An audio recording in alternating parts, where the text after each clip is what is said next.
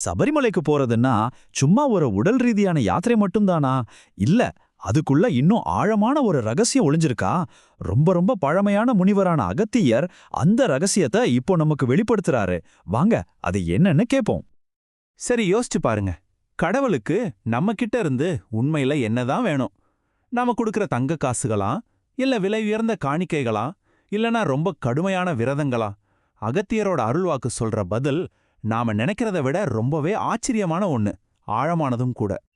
பாருங்க, இந்த ஒரு வரிதான் இந்த முழு அருள்வாக்குக்கே உயிர்நாடி. வெளியில நாம பண்ற ஆடம்பரத்தையோ ஆரவாரத்தையோ இறைவன் பாக்குறதில்ல. நம்ம மனசு எவ்வளவு தூய்மையா இருக்கு அத மட்டும்தான் அவர் பாக்குறாரு. சபரிமலை யாத்திரையோட உண்மையான நோக்கமே இதுதான். சரி, தூய்மையான மனசுக்கு அவ்வளோ சக்தியான்னு கேட்டா அதை வெறும் வார்த்தைகளால விளக்கிட முடியாது.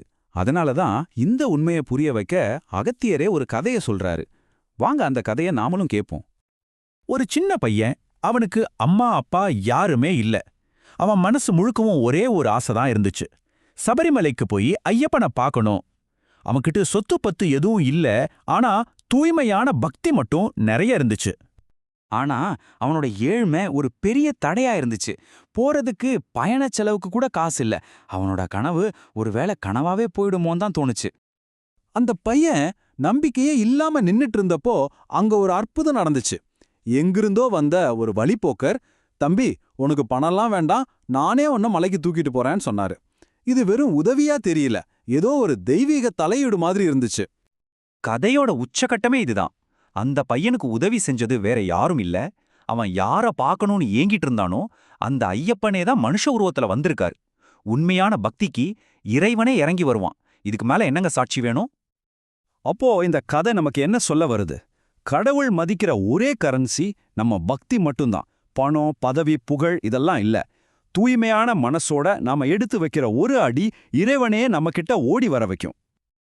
அந்த சின்ன பையனோட பக்தி அவனை நேரா இறைவன்கிட்டே கொண்டு சேர்த்துருச்சு. ஆனா நம்மள மாதிரி சாதாரண பக்தர்கள் அந்த நிலையை அடையறது எப்படி? அதுக்கான வழியத்தான் சபரிமலையோட அந்த 18 படிகளும் காட்டுது. ஒவ்வொரு படியிலையும் ஒரு ஆன்மீக ரகசியம் இருக்கு. இந்த யாத்திரைங்கிறது சும்மா மலையில ஏறுறது மட்டும் கிடையாதுங்க. நமக்குள்ளேயே இருக்கிற எதிரிகளோட சண்டை போடுறது. அதுல 3 படிகளுமே காமம், பொறாமை, பேராசை, இந்த 3 பெரிய எதிரிகளையும் ஜெயிக்கிறது தான். இதுதான் ஒரு பக்தனுக்கு வைக்கிற டெஸ்ட். ரொம்ப ரொம்ப கடினமானதும் கூட. ஆனா அகத்தியர் இங்க ஒரு முக்கியமான கேள்வியை எழுப்புறாரு. நம்மள எத்தனை பேர் இந்த முதல் 3 படிகள்லயே தோத்து போறோம்? இந்த பேசிக் குணங்களையே ஜெயிக்க முடியலன்னா அப்புறம் எப்படி ஆன்மீகத்தோட உச்சிக்கு போக முடியும்?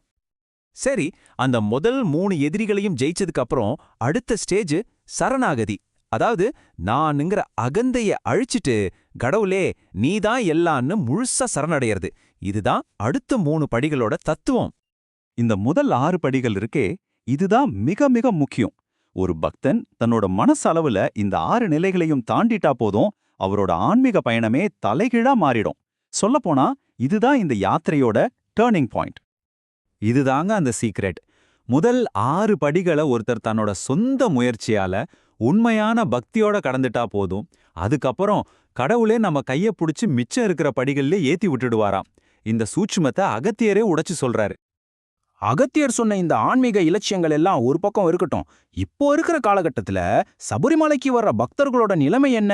இந்த அருள்வாக்கோட கடைசி பகுதி நமக்கு ஒரு கண்ணாடிய காட்டுது. 2 விதமான பக்தர்கள் இருக்காங்க. ஒருத்தர் தன்னை மாத்திக்கணும், மனசை சுத்தப்படுத்தணும்னு வர்றாரு. அவர் தன்னோட கர்மாவை கரைக்கிறாரு. இன்னொருத்தர் கடவுள்கிட்டயே வியாபாரம் பேச வர்றாரு. தன்னோட ஆசைகளால புதுசா கர்மாவை சேர்த்துக்கிறாரு. இங்க அகத்தியர் ஒரு கடுமையான எச்சரிக்கை கொடுக்கறாரு. நிறைய பேர் தன்னோட கர்ம மூட்டையை தூக்கிட்டு வந்து இந்த யாத்திரைய ஒரு வியாபாரமாவோ இல்ல ஒரு விளையாட்டுத்தனமாவோ பாக்குறாங்க. ஆனா அவங்க ஒண்ணு மறந்துடுறாங்க, ஐயப்பன் எல்லாத்தையும் பார்த்துக்கிட்டு தான் இருக்கான். சரியான நேரத்துல நீதி கண்டிப்பா கிடைக்கும். இந்த கடுமையான எச்சரிக்கைகளுக்கு நடுவுலையும் அகத்தியர் ஒரு நம்பிக்கையும் கொடுக்கறாரு. இந்த கலிகாலம் எவ்வளவு மோசமா இருந்தாலும் பரவாயில்ல, உண்மையான பக்திக்கு கடவுளோட அருள் இன்னைக்கும் கிடைச்சிட்டு தான் இருக்கு. அதுக்கும் ஒரு சாட்சி இருக்கு. சந்நிதியில ஒரு குருசாமியும் அவரோட சீடர்களும் நின்னுட்டு இருக்கும்போது ஒரு ஆச்சரியம் நடந்துச்சு. கூட்டத்திலிருந்து வந்த ஒரு அம்மா அந்த குருசாமிக்கு ஆசீர்வாதமா ஒரு 10 ரூபாய கொடுத்துட்டு கூட்டத்துல மறைஞ்சிட்டாங்க. பின்னால் அகத்தியர் சொல்றாரு, வந்தது வேற யாரும் இல்ல, சாட்சாத் பாலாம்பிகை அம்மனே அப்படின்னு வந்து அருள் கொடுத்துட்டு போயிருக்காங்க. பாருங்க, இறை அருள் இவ்ளோ எளிமையான வடிவத்திலையும் வரும்.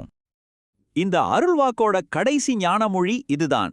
மனுஷனோட திட்டங்களையும் ஆசைகளையும் விட கடவுளோட சங்கல்பம் தான் இறுதியானது. அவர் கருணை காட்டணும்னு முடிவு பண்ணிட்டா அத இந்த உலகத்துல யாராலையும் தடுக்கவே முடியாது. அப்போ இந்த அருள்வாக்கு நம்ம ஒவ்வொருத்தர் முன்னாடியும் ஒரு கேள்வியை வைக்குது. நாம போற இந்த புனித யாத்திரைகள்லாம் கோயிலுக்கும் மலைக்கும் போற வெறும் வெளி பயணங்களா, இல்ல நமக்குள்ள இருக்கிற அந்த காமம், பொறாமை, பேராசை எல்லாம் தாண்டி நமக்குள்ளேயே நாம செய்யற ஒரு உள் பயணமா? இதுக்கான பதில் உங்ககிட்ட தான் இருக்கு.